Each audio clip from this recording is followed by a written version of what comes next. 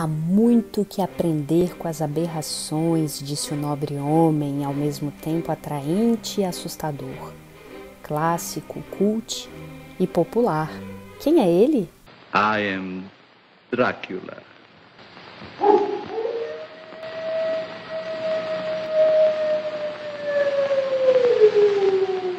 Eu sou a Carol Assunção, uma Belo Horizontina candangue em Brasília, e este é o Trem da Maldade. Trem da Maldade, conversa sobre vilões de filmes e séries com sotaque mineiro, ai. A cada 15 dias, numa sexta-feira, análise de um personagem com um tema diferente para entender o mal. Oi, oi! Este é o quarto e último episódio da primeira temporada do Trem da Maldade. Na viagem de estreia, falamos sobre a retórica dos vilões, o Coringa, o Hannibal Lecter e fechamos o ano com uma análise do Conde Drácula. Este encerramento é muito especial, porque eu falo, sabe de onde? Direto de Paris. Paris, Paris, Paris. Por isso atraso. A greve do transporte público também afetou o nosso trem. Paris, Paris, Paris. A RATP apresenta suas desculpas aos usuários. Mais oui, paradis. E eu preciso agradecer minha amiga do coração, Flávia Machado, e o meu querido Alex Cadu, que tornaram possível a realização deste episódio em Paris. Merci! Acabo de visitar a exposição Vampiros, de Drácula a Buffy, na Cinemateca Francesa. Vou te contar tudo o que aprendi no passeio e nas minhas pesquisas sobre esse mito das artes e da cultura pop. Ao longo da história, os vampiros acumularam diferentes camadas simbólicas, históricas, poéticas, políticas, eróticas e populares. As lendas sobre vampiros existem pelo menos desde a Idade Média, e a figura do morto-vivo sempre aparece em momentos de queda da moral, conflitos ideológicos e crises sociais. É como disse o pintor espanhol Francisco de Goya: quando a razão adormece, surgem os monstros. O romance Drácula foi escrito pelo irlandês Bram Stoker no final do século XIX e serve como base para a maioria das adaptações em audiovisual. Você prefere o livro ou o filme? Eis a questão, que não deveria ser feita exatamente dessa forma. Nos estudos de linguagem, entre comunicação, semiótica, narratologia e discurso, há várias formas de se entender as conhecidas adaptações literárias para cinema e televisão. Falamos em intertextualidade, intermedialidade, interdiscurso, tradução, transposição, transmutação, mas o importante é a gente entender que não são histórias comparáveis no mesmo nível. Será que a fidelidade ao enredo original é a questão fundamental nesses tipos de construção discursiva? Em alguns casos, talvez. Em outros, é mais pertinente tentar perceber como a literatura e o audiovisual aplicam cada um os próprios recursos, como movem nossas interpretações e sentimentos. Nesse sentido, como Drácula se tornou essa figura secular que passeia entre manifestações artísticas eruditas da indústria cultural e da era da convergência? O pesquisador Yuri Garcia, da Universidade Estadual do Rio de Janeiro, publicou um livro sobre o assunto e também escreveu para a revista Fronteira. Ele fez uma arqueologia das representações do Drácula de Bram Stoker no cinema. Garcia aponta os atores Max Schreck, Bela Lugosi e Christopher Lee como orientações visuais definidoras para o nosso atual imaginário sobre o Conde Drácula. O primeiro, do Nosferatu de Murnau, o Murnau, no aspecto pálido, grotesco, cheio de influência do expressionismo alemão na pintura e no cinema. O segundo, Lugosi, apareceu pela primeira vez em Drácula, de Todd Browning, em 1931, período entre guerras. Ficou ainda mais famoso pela participação nos filmes B de Ed Wood.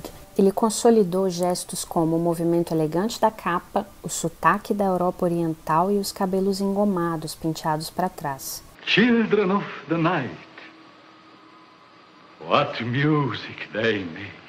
Já Christopher Lee trouxe os dentes ensanguentados e o sex appeal do final dos anos 50. Mais detalhes na análise de Rodrigo Carreiro e Felipe Falcão, da Universidade Federal de Pernambuco, para a revista argentina Imagofagia. Eles comparam 6 filmes sobre o Drácula baseados na obra de Bram Stoker. Há vários artigos acadêmicos sobre isso. Confere minhas referências lá na descrição do episódio. Uma observação importante nesses 2 artigos que eu mencionei tem a ver com o quanto o contexto é definitivo. Vemos a descrença e a angústia do expressionismo em Nosferatu por causa da Primeira Guerra Mundial. Mas no caso do filme norte-americano, a abordagem de Lugosi como um vampiro estrangeiro tem interpretações diferentes. Naquela época, logo após a quebra da Bolsa de Nova York, os Estados Unidos receberam imigrantes de vários países da Europa. Alguns veem o vampiro de Lugosi como uma imagem sociável de boas-vindas, mas para outros ele representa a repulsa por forasteiros que chegaram para roubar o emprego dos nativos em plena crise econômica. A liberação sexual no final da década de 50 e início dos anos 60 ajuda a entender o tom erótico de Christopher Lee. Também falei sobre essa questão do contexto na minha tese de doutorado, justamente com o exemplo dos 2 filmes Nosferatu pelos alemães Murnau e Herzog. Aliás, um parêntese. A etimologia da palavra Nosferatu é romena e significa não morto.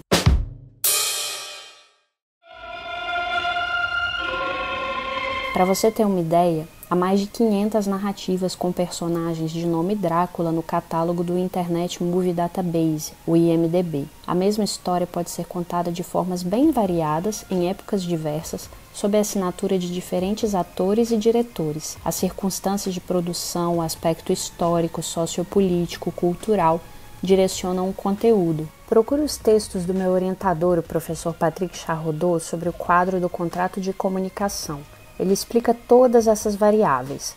Por causa delas que temos tantas versões do Conde Drácula, Vampiros e Vampiras, diretamente ligadas ao que se passa no momento da realização do filme. Achei um artigo do professor João Cláudio Morelli, doutor em filosofia pela Universidade de São Paulo, na revista Informação e Informação, da Universidade Estadual de Londrina. A proposta dele é entender a estrutura narrativa do romance de Bram Stoker como um anúncio do que viria a se chamar a Era da Informação. Morelli observa como a história é construída por meio das pistas descritas nos diários de algumas personagens, assim como dos documentos e notícias reunidas por eles. Não tem um narrador específico que se posiciona. Mas o que eu achei mais interessante do artigo para nossa análise é o paradoxo entre civilização e barbárie, tradição versus progresso. O confronto do sobrenatural com o científico é representado pelo encontro de Drácula com o médico Van Helsing e o protagonista Jonathan Harker. No final do século XIX, quando foi publicado o livro, o mundo vivia a Revolução Industrial. O autor menciona inovações como máquina de escrever, gravador, trem a vapor e telégrafo. Foi um período de transformação avassaladora, do tipo que sempre leva a humanidade a problematizar a tecnologia. É mais ou menos como estamos hoje com as mudanças provocadas pela globalização, pela internet e pelos dispositivos móveis. Tem ainda o choque de culturas a partir da desterritorialização e do cruzamento de fronteiras, com o surgimento de correntes xenófobas em vários países. Narrativas como as séries Black Mirror e Mr. Robot nos colocam diante desses questionamentos contemporâneos do lugar das máquinas na sociedade. Contradições entre civilização e barbárie que levam à produção de monstros são aspectos típicos da literatura gótica, segundo a pesquisadora Érica Savernini, da Universidade Federal de Juiz de Fora. Nessas histórias de horror, o objetivo é destruir a criatura vil e restabelecer o equilíbrio, se é que ele existe, ou a ilusão dele. São simbologias que remetem a quadros políticos, sociais e psicológicos. Aquelas coisas negativas e assustadoras que sentimos a necessidade de reprimir em todas as searas da nossa vida.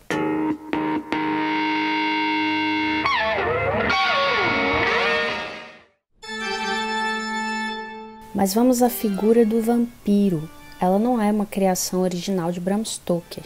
e ele inclusive pesquisou muito para escrever o livro. No século XVIII, o termo vampiro já existia no Novo Dicionário de Língua Francesa, por exemplo, a partir de narrativas sobre sanguessugas na Antiguidade e na Idade Média. Essa ideia dialoga com o alto nível de contágio da peste negra na época. Muitas lendas da Europa do Leste mencionam um suicida que se levanta da tumba para sugar o sangue humano e depois volta ao sarcófago na forma de morcego.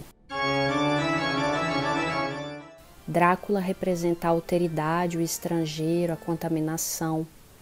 É possível estabelecer uma metáfora com a última epidemia de cólera na Grã-Bretanha no século XIX, quando também houve vários estudos sobre espiritismo, fenômenos ocultos e criaturas sobrenaturais. A literatura reverberou essa corrente em romances como Frankenstein, de Mary Shelley, O Vampiro, de Lord Byron e A Noiva de Corinto, vampira de um poema de Goethe. Carmilla, de Joseph Sheridan Le Fanu, foi uma história de amor lésbico entre uma vampira e uma jovem humana que inspirou a atmosfera sexualizada do romance de Bram Stoker.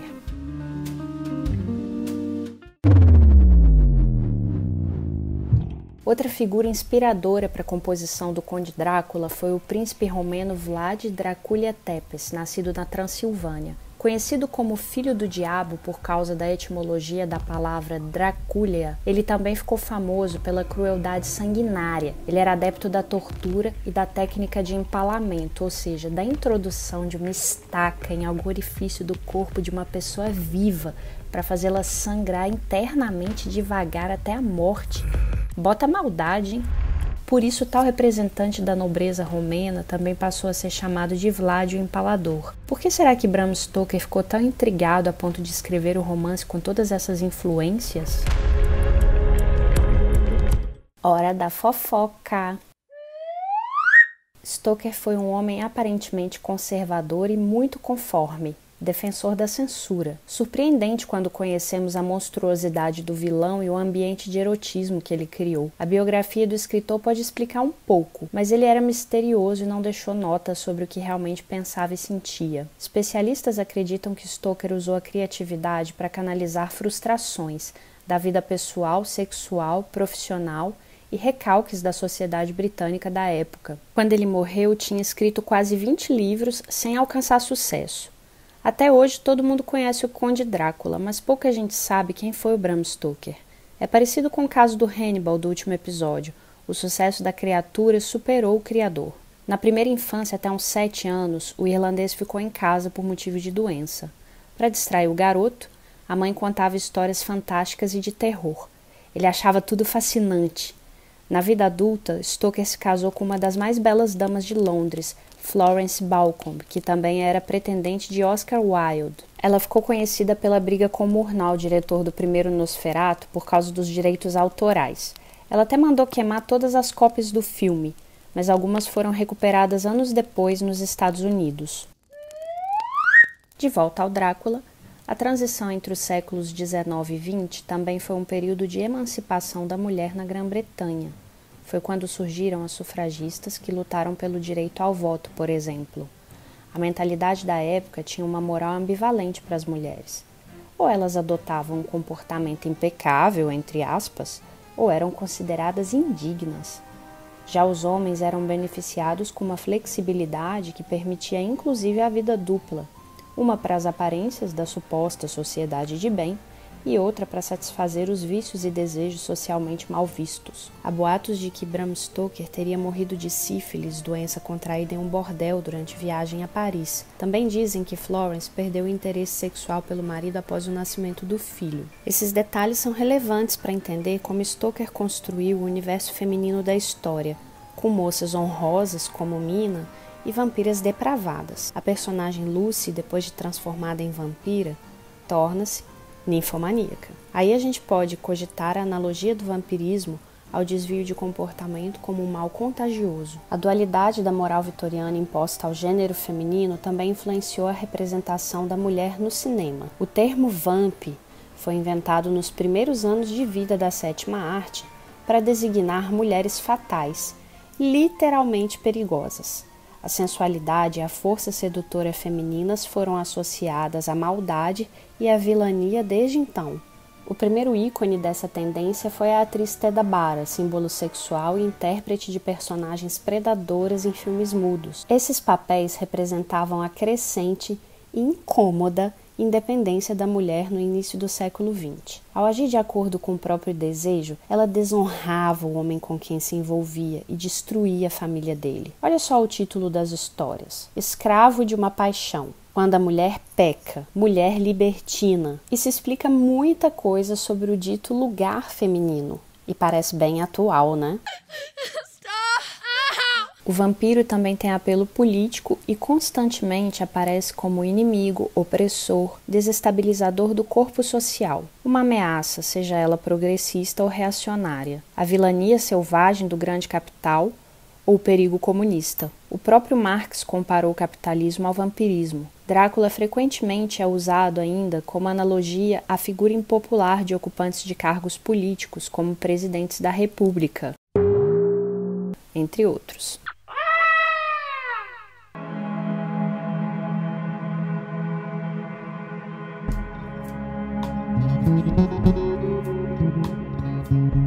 O nosso famoso conde é eminentemente erótico. Tudo passa pela oralidade e pela compulsão. Os fálicos caninos que perfuram a carne tenra e macia para contaminar e reproduzir. A figura diabólica do Eros, o Dom Juan, o amor em grupo, homossexual, heterossexual, é ao mesmo tempo atrativo e moralmente condenável. Drácula tem a beleza da tentação e do pecado, atração e repulsa.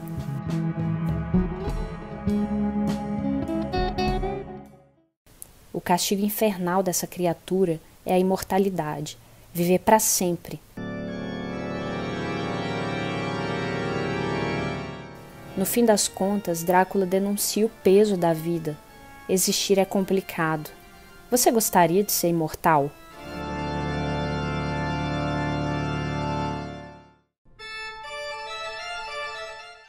Só para terminar, olha essa frase na apresentação da exposição da Cinemateca Francesa.